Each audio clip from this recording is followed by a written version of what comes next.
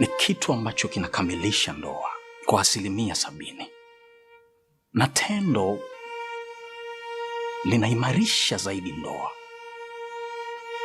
Lakini tendo hilo hilo ndio linaweza likaharibu kabisa ndoa kama wanandoa msipokuwa makini. Na ndio maana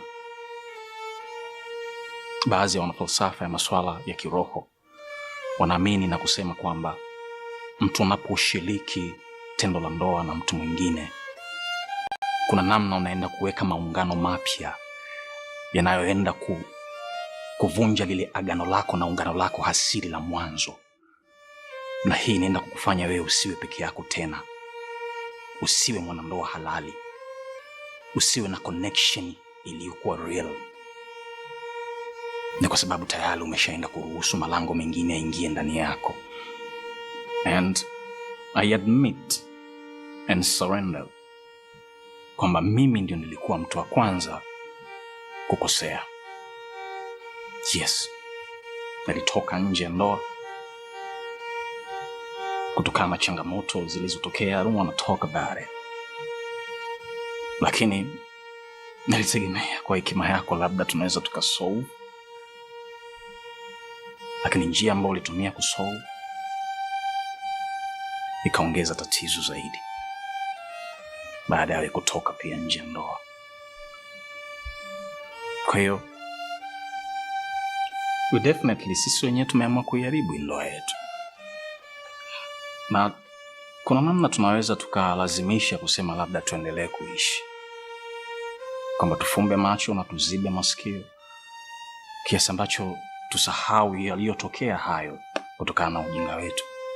Na sio kama sikupendi, Violet. I love you.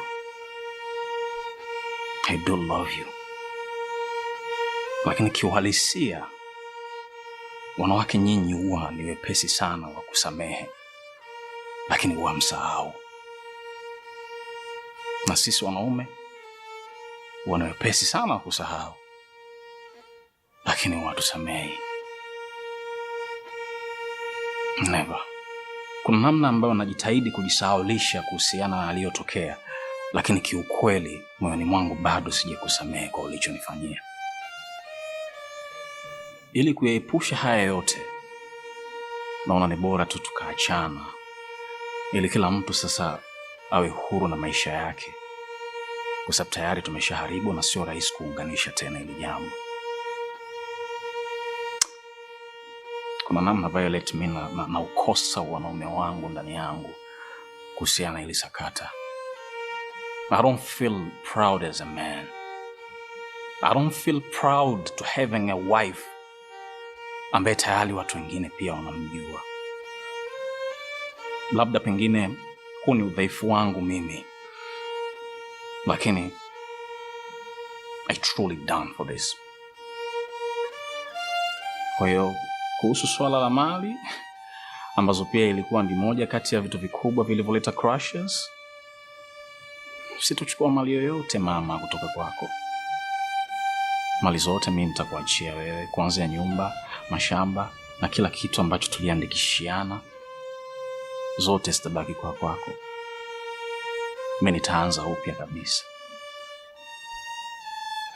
kwa sababu mgogoro wa mali ndio pengine ulikuwa unafanya ndoa isiwezi kuachika hii.